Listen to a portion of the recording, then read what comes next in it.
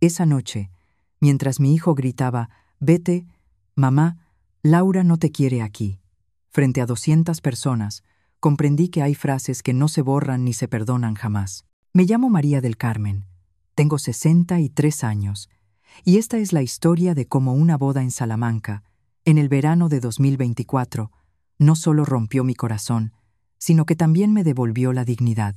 Habíamos preparado el enlace con esmero durante meses. El jardín de la finca estaba cubierto de rosas blancas.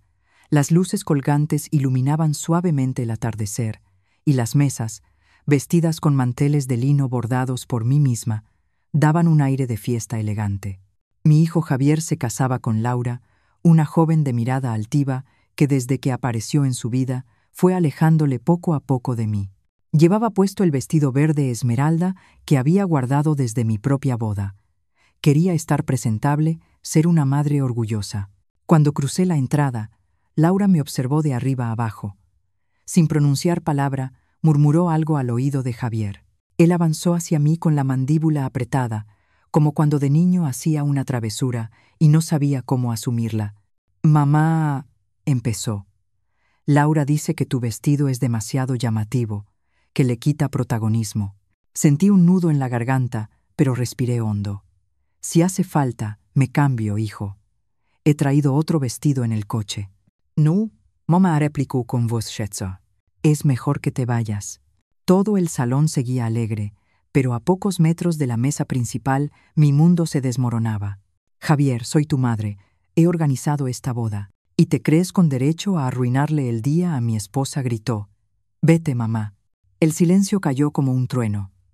200 ojos se clavaron en mí. No lloré, no grité. Solo asentí, recogí mi bolso y caminé hacia la salida con la cabeza alta. Nadie me detuvo, nadie me siguió. Conduje de regreso a mi casa familiar, esa misma que Javier empezó a desear con insistencia desde que anunció su compromiso. Me quité el vestido verde, lo doblé con cuidado y lo guardé en el armario. Esa noche no dormí. A la mañana siguiente, cuando vi su nombre en la pantalla del móvil, comprendí que todo estaba a punto de cambiar. Respiré hondo y contesté. A veces confiamos demasiado en quien no lo merece. Si alguna vez te ha dolido una traición familiar, cuéntame tu historia en los comentarios. Quiero leerte. Su voz sonaba tensa al otro lado de la línea. «Mamá, ¿puedes venir a la casa? Necesitamos hablar». Colgué sin responder. Me quedé sentada en la cocina, con una taza de café caliente entre las manos. El mismo café que preparaba para Javier cuando era niño y se levantaba temprano para ayudarme con las tareas del campo. Porque así era antes. Antes de Laura, mi hijo y yo éramos un equipo. Después de que su padre murió hace 15 años, solo quedábamos nosotros dos y la casa familiar en Salamanca. Javier tenía 12 años cuando enviudé. Era un niño reservado, de manos grandes y mirada seria, que intentaba ser fuerte por mí. «Mamá, yo puedo arreglar la valla», decía, arrastrando herramientas más pesadas que él. «No, cariño, aún eres un niño». «Ya no, mamá. Ahora soy el hombre de la casa». Y lo intentó. Dios sabe que lo intentó. Crecimos juntos en esta tierra. Aprendió a cuidar los animales, a reparar la vieja furgoneta, a negociar con los proveedores cuando yo no tenía fuerzas. Me abrazaba cuando lloraba en silencio, cuando echaba tanto de menos a su padre que apenas podía respirar. «Todo va a estar bien, mamá. Te lo prometo». Y cumplió su promesa. Se hizo hombre aquí, entre estos muros centenarios, bajo los olivos que plantó mi abuelo. Cuando terminó la universidad en Madrid, regresó. «Mamá, mi lugar está aquí contigo», me dijo, y mi corazón se llenó de alegría. Trabajábamos juntos. Yo llevaba las cuentas, él se encargaba del campo. Por las tardes nos sentábamos en el porche a ver cómo el sol se escondía detrás de los trigales, con café y bizcochos recién hechos. «Algún día mis hijos crecerán aquí, como yo». «Ojalá, hijo. Ojalá encuentres a una mujer que ame esta tierra tanto como tú». Él sonrió. «La voy a encontrar, te lo prometo». Pero no fue así. Conoció a Laura en una cena de empresa. Ella era elegante, moderna, hablaba de inversiones y planes de expansión. La primera vez que vino a la casa, frunció el ceño al ver las vigas de madera, los muebles antiguos y las fotografías familiares. ¿Aquí vives?, preguntó con incredulidad. Aquí vivimos, corrigió Javier. Es hermoso, ¿verdad? Ella sonrió, pero sus ojos decían otra cosa. Desde entonces, Javier cambió. Llegaba tarde, hablaba de vender terrenos, de modernizar. Mamá, Laura tiene buenas ideas. Podríamos ganar mucho dinero. Esto no es una empresa, Javier. Es nuestro hogar. Es las dos cosas, mamá. Hay que ser realistas. Aquella palabra me dolió. Las llaves de la casa colgaban de mi cuello, las mismas que mi padre me entregó antes de morir. María del Carmen, no dejes que nadie te quite esta tierra, ni siquiera tu hijo. El teléfono volvió a sonar. Mamá, necesito las llaves de la casa, dijo Javier con voz distante. Escuché la voz de Laura de fondo. ¿Para qué las necesitas?, pregunté. Silencio. Luego, su voz fría. Laura y yo queremos hacer algunos cambios. Modernizar un poco. Remodelar el salón principal. Cambiar los muebles viejos. Esos muebles los hizo tu bisabuelo con sus propias manos, respondí conteniendo la respiración. Mamá, por favor, no empieces. Ayer ya hubo suficiente drama. ¿Drama? Sentí como mi voz se quebraba. Me echaste de tu boda, Javier. Y yo fui la del drama. Tú decidiste ponerte ese vestido sabiendo que era el de la abuela, contestó con frialdad. El mismo que usó cuando se casó con tu abuelo, en esta misma casa que ahora quieres remodelar. Silencio. Largo, pesado. Mamá, las cosas cambian. Las tradiciones cambian. Laura tiene razón, añadió. Esas 3 palabras, Laura tiene razón, empezaron a definirlo desde que ella entró en su vida. ¿Cuándo vas a volver a casa?, pregunté, intentando recuperar algo de calidez. Ese es el punto, mamá. Laura y yo no vamos a vivir ahí. Nos quedaremos en el piso de la ciudad. Es más práctico para su trabajo. Sentí como si alguien me arrancara el aire de los pulmones. Pero dijiste que criarías a tus hijos aquí, que esta era tu casa. Y lo es. Pero también necesito construir mi vida con mi esposa. Esa palabra esposa ya no la pronunciaba con ternura. Lo hacía como quien firma un contrato. Entonces, ¿para qué necesitas las llaves? Porque legalmente también es mi casa. Papá me dejó el 50% en el testamento. Ahí estaba la fractura. Su padre le dejó la mitad, sí, pero el control y la administración me correspondían a mí. Había una cláusula clara. María del Carmen decidirá el futuro de la propiedad mientras tenga vida y capacidad mental. Javier recibiría su parte solo cuando yo lo determinara. Las llaves se quedan conmigo, Javier. Mamá, no seas infantil. Solo queremos hacer algunos arreglos. Quizá alquilar la casa para eventos. Lucía ya habló con un arquitecto. No, dije con calma. Esta casa no está en venta, ni en alquiler, ni en ningún proyecto. Pero es mía también, gritó con una voz que ya no reconocía. Tu padre te dejó esta tierra para protegerla, no para explotarla. Mi padre está muerto, mamá. Lleva 15 años muerto. Y tú sigues viviendo como si fuese a regresar mañana. Sus palabras me atravesaron como cuchillos. Perdón, mamá. No quise. Sí quisiste, respondí tranquila. Y está bien. Tienes razón. Tu padre está muerto. Y yo he pasado estos años cuidando lo que él amaba, lo que soñó para ti. Mamá, las llaves se quedan conmigo. La casa sigue siendo mi responsabilidad. Vosotros podéis construir vuestra vida en otro lugar. Escuché la voz de Laura de fondo, molesta. Mamá, Laura dice que estás siendo egoísta, que te aferras a cosas materiales. Javier, lo interrumpí. Ayer, cuando me gritaste frente a todos, me pediste que me fuera de tu boda, le dije. Y antes de salir, una señora que estaba sentada cerca de mí me tomó la mano. No la conocía. Me miró con unos ojos tranquilos, firmes, y me dijo algo que no voy a olvidar. ¿Qué te dijo?, preguntó Javier con voz tensa. Señora, cuando un hijo escoge entre su madre y su esposa, ya hizo su elección. Usted debe respetar esa elección, pero también respetarse a sí misma. Mamá, no es una competencia entre tú y Laura. No, hijo, no lo es, contesté suavemente, porque en una competencia ambas partes quieren ganar, y yo ya no quiero competir, solo quiero paz. Llevé la mano al collar donde colgaban las llaves frías y pesadas de la casa. Las llaves se quedan conmigo, Javier, hasta que llegue el momento correcto de entregarlas. ¿Y cuándo será ese momento? Cuando tengas un corazón que las merezca. Colgué antes de que pudiera responder. Me quedé sentada en la cocina durante horas. El café se enfrió en la taza. Las sombras de la tarde se deslizaban por las paredes. Caminé por el pasillo vacío.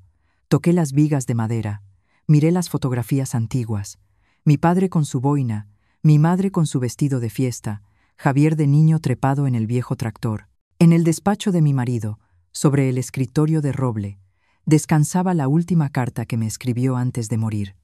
La había leído tantas veces que me la sabía de memoria.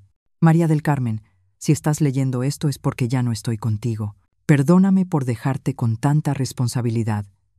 Cuida esta tierra, cuida a nuestro hijo, pero sobre todo cuídate a ti. No dejes que nadie te haga sentir menos de lo que eres. La mujer más fuerte que he conocido. Te amo siempre. Esa noche, por primera vez en 15 años, no lloré por mi marido muerto. Lloré por mi hijo vivo. Porque hay dolores que son peores que la muerte. Ver cómo alguien a quien amas se convierte en un extraño. 3 días pasaron sin llamadas. 3 días mirando el teléfono, preparando café de más, por si aparecía su coche por el camino. Al 4.º día, decidí que el orgullo no valía más que mi hijo. Lo llamé. Mamá, dijo Javier, ¿podemos hablar? Venid a cenar tú y Laura. Empecemos de nuevo. Silencio. Voces de fondo.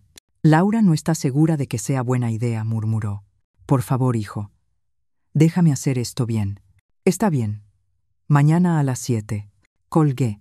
Miré mi cocina, la estufa de hierro, las ollas de barro, los azulejos pintados a mano.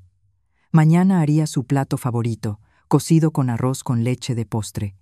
Un gesto pequeño, pero lleno de memoria. De verdad estaba dispuesta a ceder, a negociar mi paz por su presencia.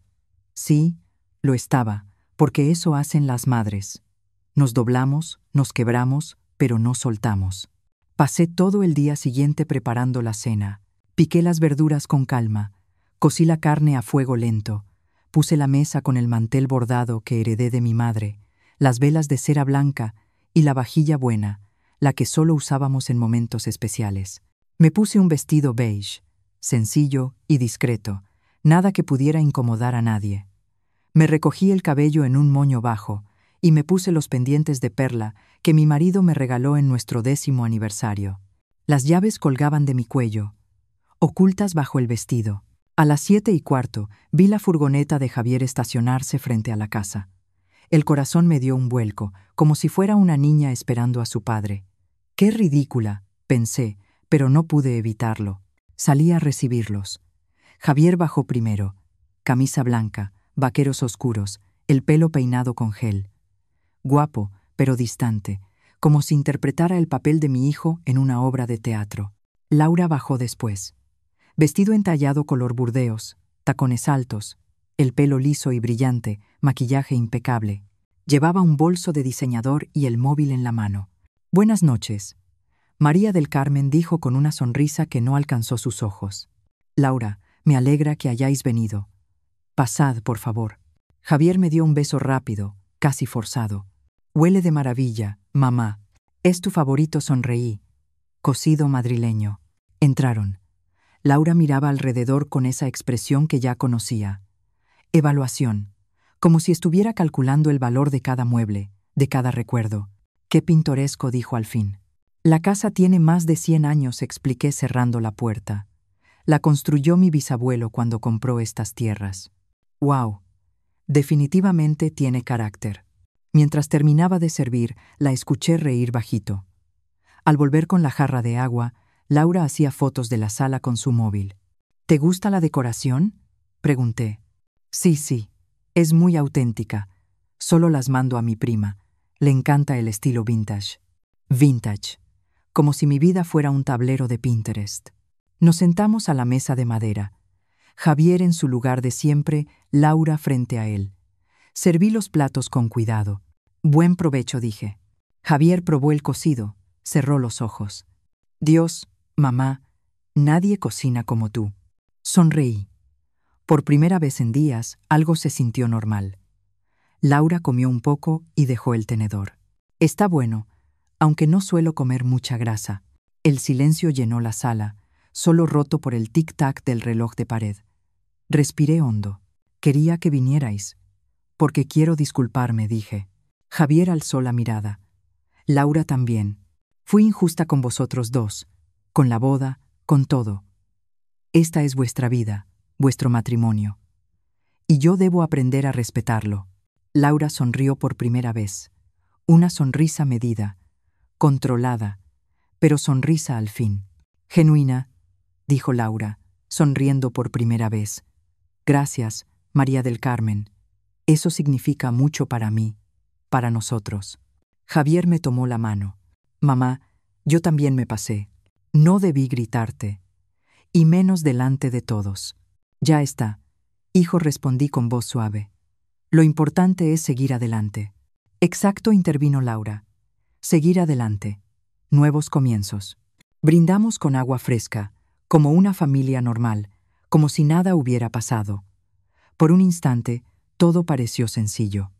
Después de la cena, mientras servía el arroz con leche, Laura se levantó. «Me disculpáis, necesito ir al baño». Claro, la segunda puerta a la izquierda, le indiqué. Se fue. Javier y yo nos quedamos solos. Gracias por hacer esto, mamá. Sé que no fue fácil. Nada es fácil cuando se trata de ti. Mi amor, sonreí. Pero siempre vale la pena.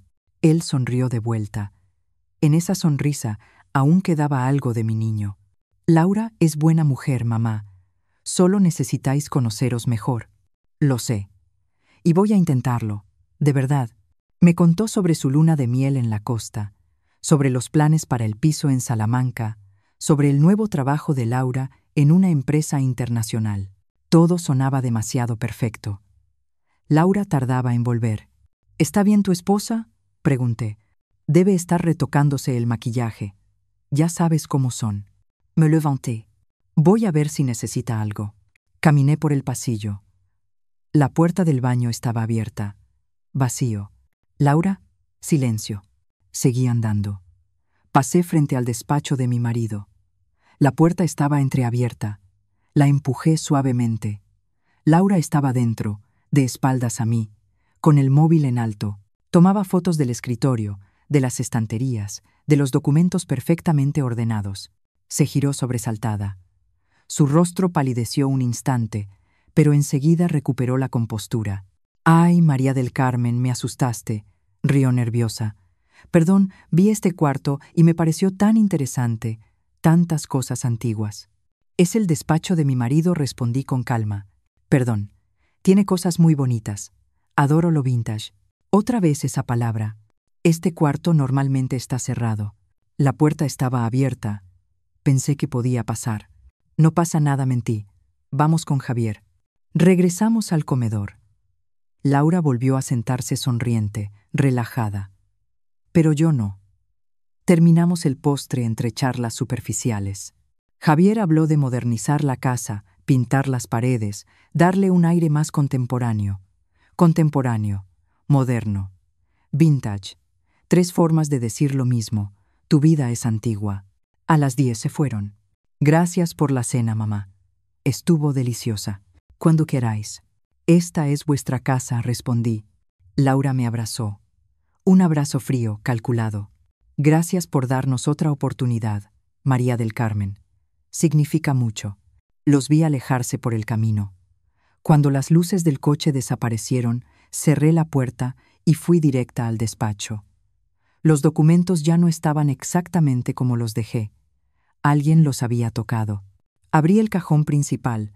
Las escrituras seguían allí, pero ahora sabían dónde encontrarlas. El testamento, las escrituras de la casa y los documentos de los terrenos estaban en orden, pero algo faltaba. El sobre amarillo, ese sobre donde mi marido guardó una carta importante, una carta que me hizo prometer que solo abriría si algún día alguien intentaba quitarme la propiedad. Busqué en todos los cajones, detrás de los libros, entre los archivadores, y no estaba. Un escalofrío me recorrió la espalda. Toqué las llaves que colgaban de mi cuello y, por primera vez, comprendí que no era paranoia. Me estaban observando, estudiando, midiendo para saber cuánto tiempo más sería un obstáculo en los planes de alguien. Esa noche no dormí. Me quedé sentada en el despacho, con las luces apagadas, mirando por la ventana, preguntándome cuánto tiempo me quedaba antes de que intentaran arrebatarme todo. Mientras cuento esto, pienso desde qué ciudad me estarás escuchando. Escríbelo en los comentarios. A la mañana siguiente decidí registrar la casa entera. Revisé cada armario, cada caja del desván, cada rincón donde mi marido pudo haber escondido el sobre amarillo. Nada. Estaba a punto de rendirme cuando sonó el timbre. Era don Fermín, nuestro abogado de familia. 70 años, bigote blanco, traje impecable, olor a tabaco de pipa y colonia de barbería. Buenos días, doña María del Carmen. Qué sorpresa, don Fermín. Pase, por favor. Le serví café en la sala. Se sentó con esa seriedad que tienen los abogados cuando traen noticias que nunca son buenas. He venido porque ayer recibí una llamada muy extraña, dijo, de su nuera, Laura. Sentí que se me revolvía el estómago. ¿Laura? Sí. Me dijo que usted le había pedido que me llamara para revisar el testamento de su marido, que había dudas sobre la distribución de la propiedad. Eso es mentira. Yo nunca pedí eso. Don Fermín asintió despacio. Lo imaginé. Por eso vine. Laura me hizo preguntas muy específicas. Quería saber si el 50% de Javier era transferible, si él podía vender su parte sin su consentimiento, si existía alguna cláusula que le otorgara a usted el control total de la propiedad. ¿Y qué le dijo usted? Que esa información es confidencial y solo puedo hablarla con usted o con su hijo delante. Bebió un sorbo de café y me miró serio. ¿Está pasando algo que yo deba saber? Le conté todo, la boda, el grito, la cena, las fotos en el despacho, el sobre desaparecido. Frunció el ceño. Recuerdo ese sobre. Su marido me pidió certificar la firma. Dijo que era una protección, un seguro. ¿Contra qué? Pregunté. Contra esto, supongo, respondió. Contra el día en que alguien intentara quitarle lo que es suyo. Antes de irse, me advirtió. Tenga cuidado, doña María del Carmen. Cuando hay dinero y propiedades de por medio, las personas cambian. Incluso la familia. Javier no es así, susurré. Javier tal vez no. Pero Laura, no terminó la frase. Esa tarde recibí un mensaje de Javier. Mamá, Laura quiere invitarte a comer mañana, solo vosotras dos, para conoceros mejor.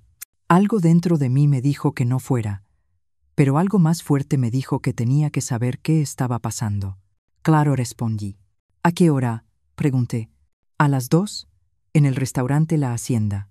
Irónico, pensé. Ahí estaré. Al día siguiente me arreglé con cuidado. Pantalones negros, blusa blanca, una chaqueta sencilla y, como siempre, las llaves bajo la blusa. Llegué 5 minutos antes. Laura ya estaba allí, sentada junto a la ventana, con su móvil en la mano y una copa de vino blanco delante. Se veía tranquila, confiada, como alguien que ya conoce el final de la partida. María del Carmen, qué puntual.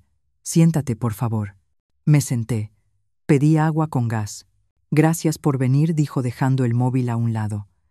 Sé que las cosas entre nosotras empezaron mal y quiero arreglarlo. Yo también. Bien, dijo inclinándose hacia adelante, porque yo no soy tu enemiga. Sé que piensas que vine a quitarte a tu hijo, pero no es así. Vine a amarlo, y eso incluye respetar a su familia. Sonaba sincera, casi. Me alegra escucharlo. Pero quiero ser honesta contigo, continuó. Javier está estresado. Siente que está atrapado entre tú y yo, y eso no es justo para él. Yo nunca le he pedido que escoja. Lo sé, pero él lo siente así, sobre todo con el tema de la casa. Ahí estaba. El verdadero motivo de la comida.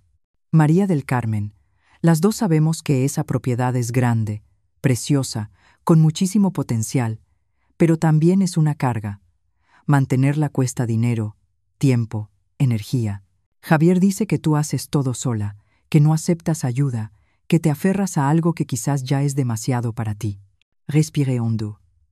Conté hasta 5. Esa casa es mi hogar, no una carga. Claro, nadie dice lo contrario. Pero piénsalo, Tú sola en esa casa enorme, ¿no sería más fácil vender, alquilar o hacer algo productivo con ella? ¿Cómo qué? Como un hotel boutique o un salón de eventos. Tengo contactos. Podríamos hacer algo moderno, rentable. Tú recibirías ganancias sin preocuparte del mantenimiento. ¿Y quién la administraría? Laura sonrió. Yo tengo experiencia en gestión. Podríamos formar una sociedad. Tú pones la propiedad, nosotros el trabajo. Ganancias compartidas y las llaves. ¿Las llaves? Su sonrisa vaciló un instante. Necesitaríamos acceso completo para remodelar, enseñar el lugar a clientes. Entonces viviríais ahí.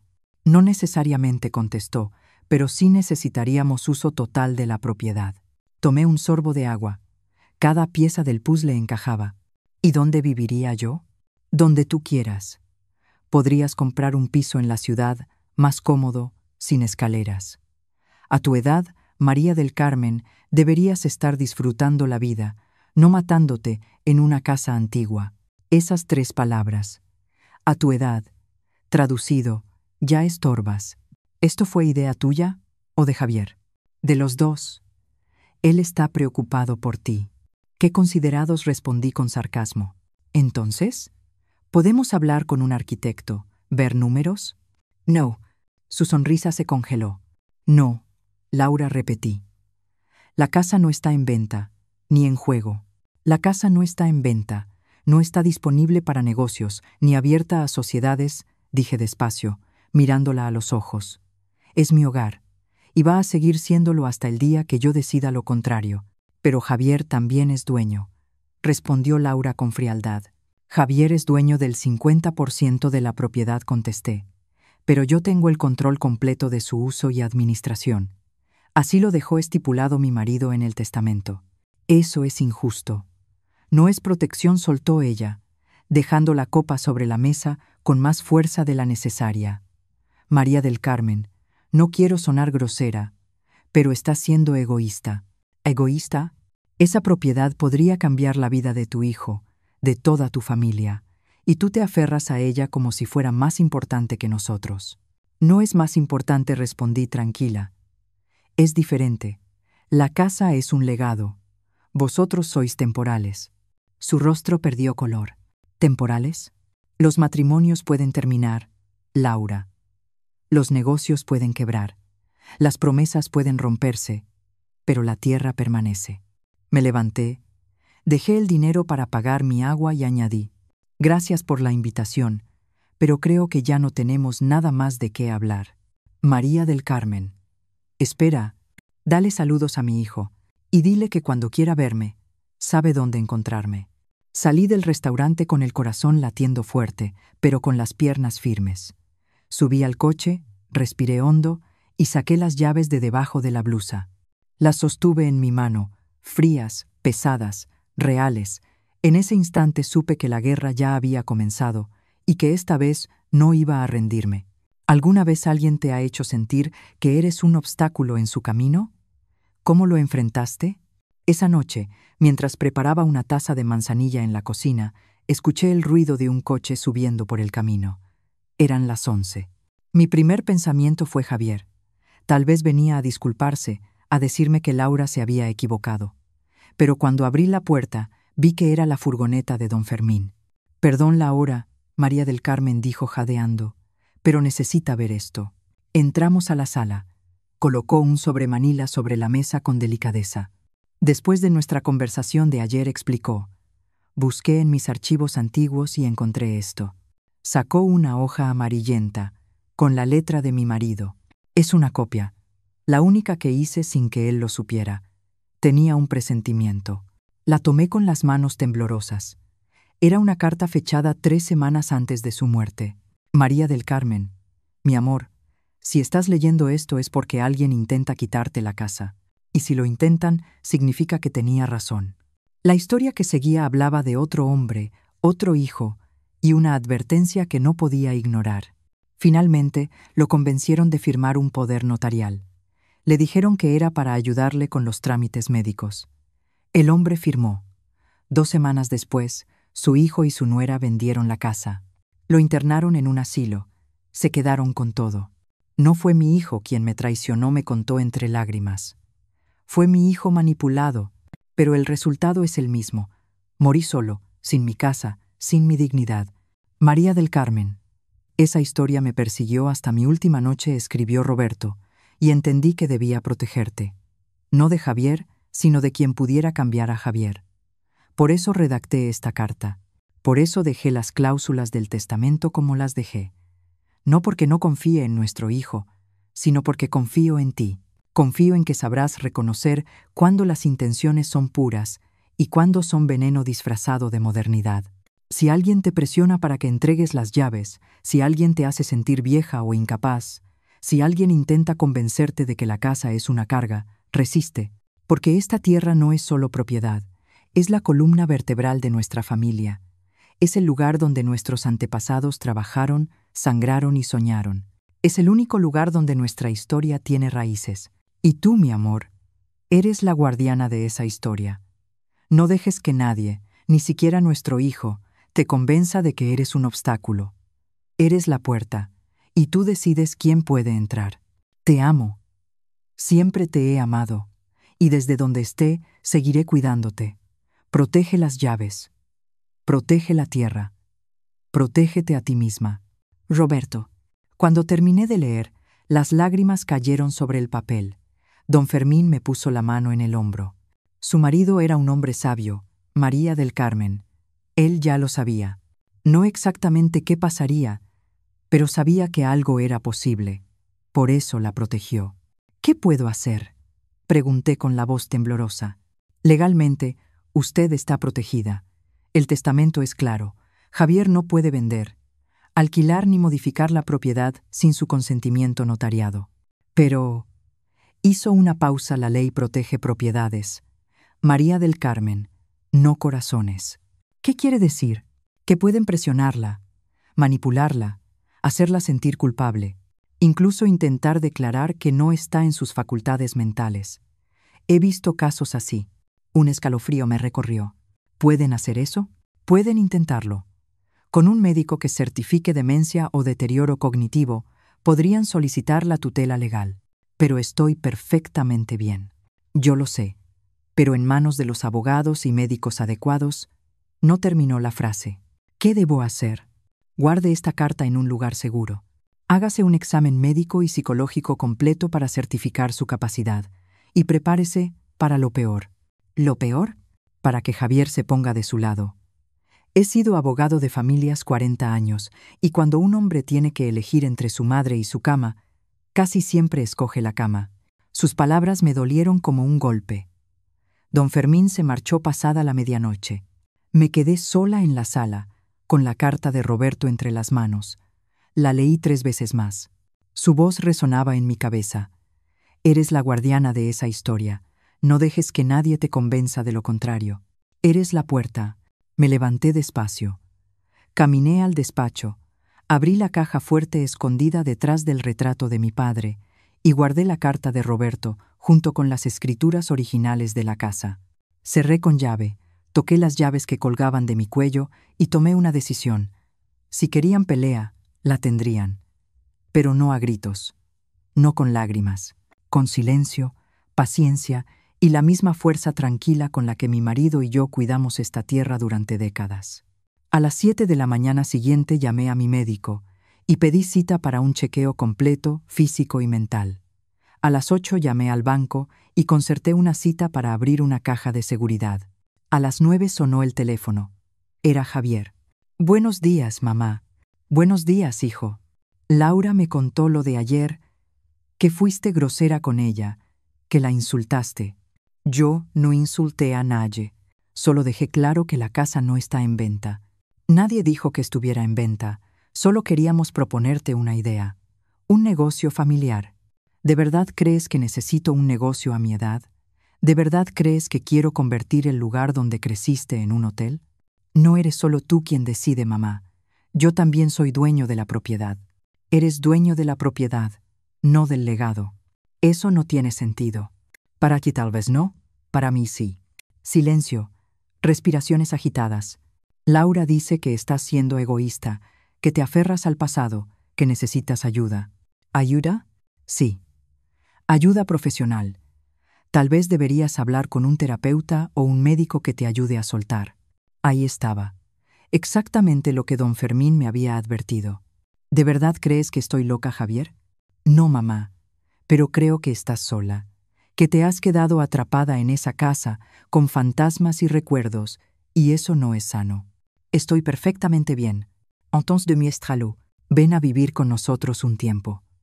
Deja la casa, déjanos las llaves para que estés segura mientras no estés. Cerré los ojos.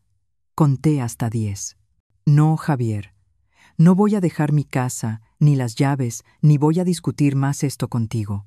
Entonces, no sé qué más hacer, mamá. Ya no sé cómo ayudarte. No necesito tu ayuda, hijo. Necesito tu respeto. No puedo respetar una decisión que te hace daño. La única decisión que me hace daño es la tuya, la de escoger a una mujer que apenas conoces sobre la madre que te crió. Ya empezaste. Siempre es lo mismo. O estás conmigo o contra mí. No, Javier. Estás conmigo o con alguien que quiere quitarme todo. Colgó. El silencio posterior fue más doloroso que cualquier grito. Me quedé sentada en la cocina durante horas. No lloré. Ya no quedaban lágrimas. Solo ese vacío seco y brutal de quien pierde a un hijo sin que haya muerto. Esa misma tarde fui al banco y guardé en la caja de seguridad copias de todos los documentos importantes. Al día siguiente acudí al médico. Me hicieron análisis de sangre, pruebas cognitivas y exámenes de memoria. Una semana después, el doctor me miró y dijo: «Señora María del Carmen, está usted perfectamente sana, física y mentalmente. De hecho», dijo el médico, «tiene usted mejor salud que muchas personas 20 años más jóvenes. ¿Puede darme eso por escrito?» «Por supuesto». Guardé el certificado médico junto con los demás documentos. Sabía que aquello no había terminado. Sabía que Laura no iba a rendirse. Y, lo que más dolía, sabía que Javier, mi niño, estaba atrapado en un lugar al que yo ya no podía llegar. Las llaves colgaban de mi cuello, y por primera vez en la vida sentí que su peso no era protección, era soledad. Aún hoy me pregunto si hice lo correcto al mantenerme firme. ¿Y tú qué habrías hecho en mi lugar? Pasaron 3 semanas sin saber nada de él. 3 semanas de silencio. 3 semanas en las que cada ruido en el camino me hacía correr a la ventana con la esperanza de ver su coche, pero nunca llegó hasta ese jueves por la tarde. Estaba podando los rosales que mi madre plantó hace 40 años cuando escuché motores. No 1, 3. Me quité los guantes y me limpié la frente. Javier bajó de la primera furgoneta, Laura del coche, y de la segunda bajaron 2 hombres trajeados con portafolios. Abogados, por el aspecto. «¿Qué está pasando, Javier?», pregunté con un nudo en la garganta. No me miró a los ojos. Caminaba rígido, como un soldado cumpliendo órdenes. «Mamá, tenemos que hablar dentro». «¿Quiénes son ellos?» «Los licenciados Morales y Sánchez. Vienen a ayudarnos a resolver la situación». «¿Qué situación?», pregunté helada. Laura sonrió, como si llegara a una fiesta. «María del Carmen, no te pongas nerviosa. Solo queremos aclarar algunos asuntos legales. Nada grave. No los invité a pasar». «Mamá, por favor», dijo Javier con voz cansada, «no hagas esto más difícil». Algo en su tono me heló la sangre, pero abrí la puerta. Entramos en la sala. Los abogados se sentaron en el sofá, Laura en el sillón principal, y Javier se quedó de pie, de espaldas, mirando por la ventana. Yo me senté frente a ellos, con las llaves escondidas bajo la blusa, apretadas contra mi pecho. «Señora María del Carmen, buenos días», dijo el abogado de traje gris. «Soy el licenciado Morales, representante legal del señor Javier García. Venimos porque mi cliente desea ejercer sus derechos como copropietario de esta propiedad. Él ya conoce sus derechos y sus limitaciones». «Precisamente por eso estamos aquí», respondió mientras sacaba unos documentos. «El testamento indica que usted tiene el control administrativo, pero también existe una cláusula que permite solicitar la división de bienes si se considera que la administración actual deteriora el valor patrimonial». «¿Deteriorar? Esta casa está en perfecto estado. Físicamente, sí», contestó. «Pero económicamente no genera ingresos, y el coste de mantenimiento supera cualquier beneficio. Esta es mi casa. no un negocio. Legalmente es ambas cosas. Miré a Javier. No me devolvió la mirada. Laura habló en su lugar. María del Carmen, Javier solo quiere lo mejor para todos. También para ti. Este lugar es enorme, viejo, difícil de mantener. Estás sola aquí. Y por primera vez comprendí que la batalla apenas comenzaba. Su cara estaba roja, los puños cerrados con rabia. Dame las llaves, mamá. No. Dame las malditas llaves. El grito de Javier retumbó por toda la casa. Los abogados intercambiaron miradas incómodas. Laura posó una mano en su brazo. Amor, cálmate. No vale la pena. Pero él ya no escuchaba a nadie. He sido paciente contigo. He intentado hablar, he intentado razonar, pero no escuchas. Nunca escuchas. Siempre es lo que tú quieres, lo que tú decides, lo que tú necesitas. ¿Y yo qué? Yo no importo. Tú importas más que nada en el mundo, dije en voz baja. Entonces demuéstralo. Dame lo que es mío. Dame mi herencia. Dame mi futuro. Me quité el collar donde colgaban las llaves. Lo sostuve en mi mano. Javier extendió la suya esperando que se las entregara, pero en lugar de hacerlo, las apreté contra mi pecho. Estas llaves no son tu futuro, Javier. Son tu pasado. Y hasta que entiendas la diferencia, no las vas a tener. Su rostro se deformó entre la rabia, el dolor y algo que no pude nombrar. Entonces esto se acabó. Dijo con voz fría, plana. No tengo madre. Esas palabras me atravesaron como balas. Javier, una madre que ama a su hijo más que a una propiedad, no hace esto. Así que elige. O estás de mi lado, o no tienes hijo. No me hagas elegir eso. Ya elegí yo por los dos. Se giró hacia los abogados. Preparen los papeles. Vamos a juicio. Quiero la división de bienes. Quiero vender mi parte y quiero que ella salga de esta casa. Javier, por favor, tendrás noticias de nuestros abogados. Caminó hacia la puerta. Vámonos, Laura. Laura me miró con un gesto que parecía lástima, pero en sus ojos vi triunfo. Lo siento, María del Carmen. De verdad. Salieron primero los abogados, luego Laura y por último Javier. No miró atrás, no se despidió. Solo subió a su coche y se fue. Me quedé de pie en la puerta con las llaves en la mano, viendo cómo los 3 vehículos desaparecían por el camino de tierra. Cuando el polvo se asentó y el silencio regresó, cerré la puerta, caminé hasta la sala y me senté en el sillón donde Roberto solía leer el periódico cada mañana. Y ahí, finalmente, lloré. Lloré por mi hijo, por el niño que solía abrazarme y prometerme que todo estaría bien. Lloré por el hombre que debía proteger este legado, no destruirlo. Lloré por el nieto que estaba por nacer y crecería sin conocerme. Lloré por mi esposo, por no estar aquí para ayudarme. Y lloré por mí, por la mujer que acababa de perder a su único hijo por defender lo correcto. Cuando se agotaron las lágrimas, me levanté, me colgué las llaves de nuevo al cuello y entendí algo. Las madres pueden perder batallas, hijos y años, pero no su dignidad. Esa noche, sola en aquella casa llena de recuerdos, comprendí que a veces amar también es decir no. 2 meses después, llegó la notificación del juzgado. Demanda de división de bienes. La guerra había comenzado. División de bienes. Solicitud de venta forzosa. Argumento sobre administración deficiente y deterioro patrimonial. Don Fermín revisó los documentos conmigo en la cocina. María del Carmen, esto va a ser largo, quizá años, y costoso. Podemos ganar legalmente, sí. El testamento es claro, dijo con voz grave. Pero emocionalmente me miró con tristeza. Ya hemos perdido. Tenía razón. Esa noche no dormí. Me quedé sentada en el portal, mirando las estrellas, escuchando el silencio que habita la tierra cuando todo el mundo duerme. Y entonces lo supe. Supe exactamente lo que tenía que hacer. A la mañana siguiente llamé a don Fermín. Quiero hacer un testamento nuevo. ¿Estás segura? Completamente.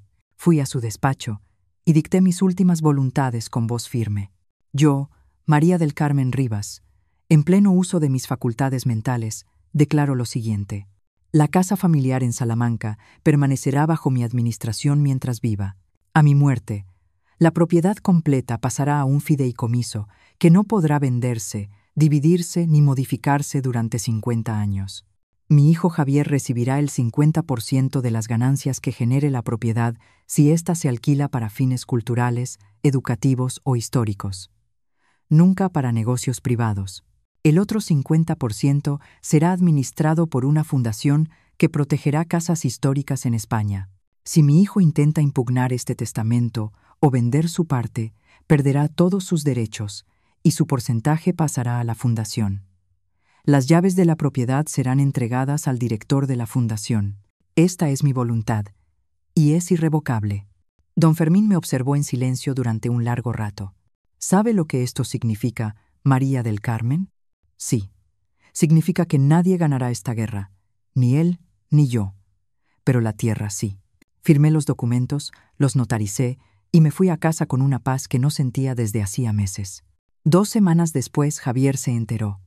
No sé cómo, tal vez por rumores del pueblo, me llamó a medianoche, borracho, llorando. ¿Cómo pudiste hacerme esto, mamá? ¿Cómo pudiste quitarme mi herencia? No te la quité, Javier.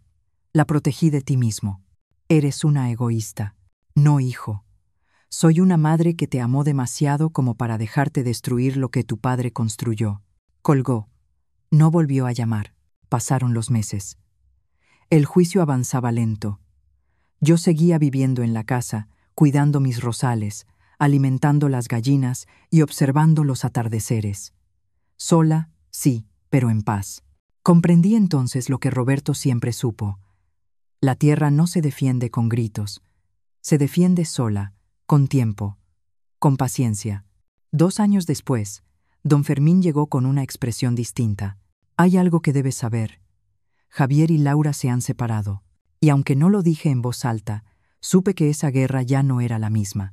El divorcio se finalizó la semana pasada, dijo don Fermín con voz grave. Y Laura se quedó con la custodia completa del bebé. Se ha marchado a Valencia con su familia. Javier tendrá visitas supervisadas cada 15 días. Me senté despacio. Las piernas apenas me sostenían. ¿Qué pasó?, pregunté con un nudo en la garganta. Don Fermín suspiró. Lo que siempre pasa con ese tipo de mujeres. Cuando ya no consiguió lo que quería de ti, empezó a buscar en otro lado. Conoció a un empresario hotelero, mayor, adinerado y sin familia. Hizo una pausa. Javier la descubrió con él, en el piso que compartían. Sentí una mezcla de dolor y tristeza tan profunda que no supe qué decir. ¿Cómo está él? Mal, María del Carmen. Muy mal. Ha perdido a su esposa, a su hijo, su trabajo, todo. Renunció. O lo echaron, no lo sé con certeza. Está viviendo en un hostal barato cerca de la ciudad, solo, bebiendo demasiado, según me dijeron. Las lágrimas empezaron a correr sin que pudiera detenerlas. ¿Y por qué no me ha buscado? Orgullo, vergüenza, tal vez ambas cosas, respondió el abogado con pesar. Cuando don Fermín se marchó media hora después, me quedé en la cocina con el café frío y el corazón roto. Mi hijo estaba destruido, solo y perdido. Y yo no podía hacer nada, porque él había construido ese infierno con sus propias manos. 3 semanas después, mientras hacía las compras en el mercado, la vi. Laura estaba sentada en la terraza de un restaurante elegante, con un hombre de traje, cabello canoso y sonrisa de tiburón. Llevaba un reloj carísimo en la muñeca. Reía y coqueteaba como si nada hubiera pasado, como si no hubiese destrozado a mi hijo, como si el bebé que usó como excusa para intentar quitarme la casa no existiera. Me vio. Nuestros ojos se cruzaron. Su sonrisa vaciló apenas un segundo, y luego volvió. Me saludó con la mano como si fuéramos viejas amigas. No le respondí. Seguí caminando. Esa noche, sentada en el portal, pensé en todo. La boda, los gritos, las amenazas, los abogados, las llaves. Entendí que yo no gané esta guerra, pero Laura tampoco. Ella consiguió dinero. Sí, un hombre nuevo también, pero perdió algo que no se compra. La paz. Porque las personas como ella nunca están satisfechas. Siempre buscan más. Mi hijo también pagó su precio. Perdió a su familia, su dignidad y su futuro. Pero aún tenía tiempo de aprender. Si quería. Un mes después, En diciembre, sonó el timbre a las 6 de la mañana. Abrí la puerta. Era Javier, delgado, con barba descuidada y los ojos rojos. «Mamá». Su voz se quebró. «Perdón». No hizo falta decir nada más. Lo abracé. Lloró como cuando era niño y se caía de la bicicleta. Lloró por todo lo que perdió, por todo lo que destruyó, por lo que no podía recuperar. Y yo lo sostuve, porque eso hacen las madres. Mientras amanecía, nos sentamos en la cocina. «Las llaves siguen siendo tuyas», mamá dijo en voz baja. «Siempre fueron tuyas». «Lo sé, y yo. Lo sé». «¿Cómo lo supiste? ¿Cómo supiste que ella era así?», me preguntó Javier con la voz quebrada. Toqué las llaves que colgaban de mi cuello. «Tu padre me enseñó a reconocer cuándo alguien ama la tierra y cuándo solo ama lo que puede sacar de ella». Javier asintió. Las lágrimas seguían cayendo. «He perdido todo, mamá. A mi hijo, mi matrimonio, mi trabajo, mi dignidad». «No todo», le respondí, tomando su mano. «Todavía me tienes a mí, y todavía tienes tiempo de construir algo nuevo, algo verdadero. No sé si pueda. Yo tampoco lo sabía cuando tu padre murió. Pero lo hice. Y tú también puedes». Se quedó en la casa ese día, y el siguiente, y el siguiente. No hablamos del juicio, ni de Laura, ni de las llaves. Solo trabajamos juntos como antes. Reparamos cercas, alimentamos animales, vimos atardeceres. Poco a poco, mi hijo empezó a regresar. No el hombre que se casó con Laura, sino el niño que un día me prometió cuidar esta tierra. La vida siempre cobra sus deudas. A Laura le cobrará la soledad de vivir sin raíces, sin historia, sin amor verdadero. A Javier le cobró con dolor y pérdida, pero también le dio una oportunidad de aprender. A mí me cobró con años de silencio y lágrimas, pero me pagó con dignidad. La vida siempre encuentra la manera de poner a cada quien en su sitio, no con venganza, sino con verdad. Han pasado 5 años desde aquella mañana en que Javier tocó mi puerta pidiendo perdón. Hoy tengo 68 años. Mi hijo tiene 43 y mi nieto, al que finalmente conocí hace 6 meses, tiene 4 años y medio. Se llama Roberto, como su abuelo. No vive conmigo, vive con Laura en Valencia. Pero cada mes, cuando Javier va a recogerlo para sus visitas, lo trae a la casa. Y cuando ese niño corre por estos mismos patios donde su padre corrió, cuando trepa a los mismos árboles y se sienta conmigo en el portal a tomar chocolate caliente, entiendo por qué valió la pena resistir. Javier vive en el pueblo ahora. Trabaja en un taller mecánico. Gana poco, vive en un piso pequeño, pero está sobrio, está en terapia y está aprendiendo a ser el hombre que su padre soñó que fuera. El juicio terminó hace 3 años. Retiraron la demanda cuando él volvió. Don Fermín me ayudó a modificar el testamento una última vez. Cuando yo muera, la casa será de Javier, completa, sin fideicomisos ni fundaciones, pero solo si demuestra durante 10 años consecutivos que puede cuidarla sin venderla, que entiende su valor más allá del dinero. Si falla, todo pasará a Roberto cuando cumpla 25 años. ¿Crees que pueda hacerlo, mamá?, me preguntó Javier al firmar los papeles. No lo sé, hijo, pero quiero darte la oportunidad de intentarlo. Laura se volvió a casar el año pasado con ese empresario hotelero. Publica fotos perfectas en redes sociales. A veces las veo y me pregunto si es feliz. Creo que no, porque la felicidad no viene de tener más, sino de necesitar menos. La vi por última vez hace 2 años, cuando vino a dejar a Roberto para las vacaciones. Bajó de su coche importado, vestida impecablemente, con gafas oscuras que escondían algo más que el sol. Parecía perfecta, pero cuando se las quitó, vi en sus ojos algo que nunca había visto antes. Vacío. María del Carmen dijo con una sonrisa que no llegó a sus ojos. «Qué bien se ve la casa. ¿Sigues aquí?» «¿Aquí?», preguntó Laura con una sonrisa forzada. «Aquí sigo», respondí tranquila. «Debe ser relajante. Estar sola sin preocupaciones. Es tranquilo», dije, «porque estoy donde pertenezco». Algo en mi tono la hizo parpadear. «Yo también estoy donde pertenezco», contestó rápidamente. «Mi esposo y yo somos muy felices, muy exitosos. Acabamos de abrir nuestro tercer hotel. Me alegra escuchar eso, respondí con calma. El silencio que siguió fue espeso, incómodo. De pronto, Roberto corrió hacia mí gritando: «Abuela».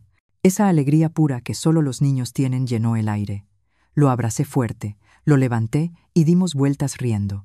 Cuando lo bajé, vi cómo Laura nos observaba con una expresión que no era exactamente tristeza, era envidia. «Cuídalo bien», dijo subiendo a su coche. «Regreso en 2 semanas». Y se fue sin despedirse de Roberto, sin abrazarlo, sin decirle que lo amaba, porque algunas personas nunca aprenden que el amor no se compra, se construye con tiempo, con presencia y sacrificio. Mi hijo Javier lo está aprendiendo. Lento, con dolor, con errores, pero lo está aprendiendo. Hace un mes, mientras trabajábamos juntos en el jardín, me dijo algo que nunca olvidaré. «Mamá, ahora entiendo por qué papá te dejó las llaves. No era para controlarme, era para protegerme de mí mismo». Toqué las llaves que siguen colgando de mi cuello. «Tu padre siempre fue más sabio que yo». «No, mamá, vosotros fuisteis sabios juntos, y yo fui el tonto que tardó demasiado en entenderlo». Lo abracé. «Mi niño, mi hombre, mi hijo, nunca es demasiado tarde para aprender, mi amor». Hoy, mientras pienso en todo esto sentada en el portal donde he pasado más de la mitad de mi vida, veo a Roberto jugando con las gallinas, a Javier reparando la cerca del corral, los árboles que plantó mi abuelo y las paredes de adobe que construyó mi bisabuelo. Y por fin entiendo algo que me tomó 68 años comprender. La vida no se trata de ganar o perder. Se trata de proteger lo que amamos, aunque nos cueste todo, de saber cuándo resistir y cuándo soltar, de entender que el amor verdadero da, pero también pone límites. Me llamaron egoísta, terca, vieja amargada. Tal vez tenían razón en algunas cosas, pero también estaban equivocados. No me aferraba al pasado, protegía el futuro de ese niño que ahora corre libre, el futuro de mi hijo que ha aprendido a ser hombre, el futuro de quienes vendrán. Las llaves que cuelgan de mi cuello ya no son solo metal y óxido. Son historia, resistencia y dignidad. Laura consiguió su empresario rico, su vida perfecta, pero yo tengo algo que ella jamás tendrá: paz. Paz por no haberme vendido, por no traicionar a quienes vinieron antes ni a quienes vendrán después. Si mi historia ayuda a una sola mujer a abrir los ojos, a poner límites y defender lo suyo, entonces todo habrá valido la pena. Los gritos, las lágrimas, la soledad, porque al final la vida hace justicia. No con venganza, con tiempo, con verdad, con consecuencias inevitables. Laura aprendió que el dinero no compra amor. Javier aprendió que hay cosas que valen más que una herencia. Y yo aprendí que soltar no es dejar de amar.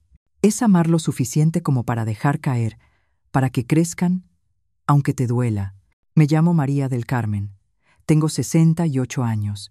Y esta fue la historia de cómo perdí a mi hijo para salvarnos a los dos. Las llaves siguen colgando de mi cuello. Y ahí se van a quedar hasta que llegue el momento correcto. Porque ahora sé algo que no sabía hace 5 años. El momento correcto no es cuando yo lo decida, sino cuando Javier esté verdaderamente listo para recibirlas. Y cuando ese día llegue, podré descansar en paz, sabiendo que la tierra que me vio nacer, que me vio llorar, que me vio resistir y levantarme una y otra vez, va a estar en las manos correctas. He aprendido que la vida no siempre nos da finales felices, pero sí nos da finales justos, si tenemos la paciencia y la dignidad de resistir. No fue fácil. Perdí noches, lágrimas, amistades, y casi pierdo a mi propio hijo. Pero también gané algo que no tiene precio: mi paz. Vi cómo Laura construyó su vida perfecta sobre apariencias. Vi cómo Javier tocó fondo y luego comenzó a reconstruirse desde la nada. Vi cómo mi nieto Roberto, con su risa limpia y sus pies descalzos corriendo por este patio, le devolvió la esperanza a esta casa que tantas batallas ha presenciado. Esta tierra no es solo suelo, paredes y árboles. Es historia. Es la memoria de mi familia, de mi esposo Roberto, de mi padre, de mi abuelo, de todos los que un día lucharon por algo que no se puede comprar: pertenencia. Yo no sé si estaré aquí cuando Javier reciba las llaves. Quizá las cuelgue en sus manos cuando sea viejo. Quizá lo haga mi nieto. Pero sí sé que no habré vivido en vano. Resistir por amor también es amar. Gracias por escucharme hasta el final. Si esta historia tocó tu corazón, compártela con alguien a quien amas. A veces una sola historia puede cambiar todo un día. Si has pasado por una traición, una pérdida o una lucha por lo que amas, recuerda, tu dignidad vale más que cualquier herencia. Suscríbete y activa la campanita para seguir escuchando historias de mujeres que transformaron su dolor en fuerza y su silencio en sabiduría. Cada día, una historia. Cada historia, una lección de vida. Gracias por acompañarme hasta aquí. Que Dios te bendiga y hasta la próxima.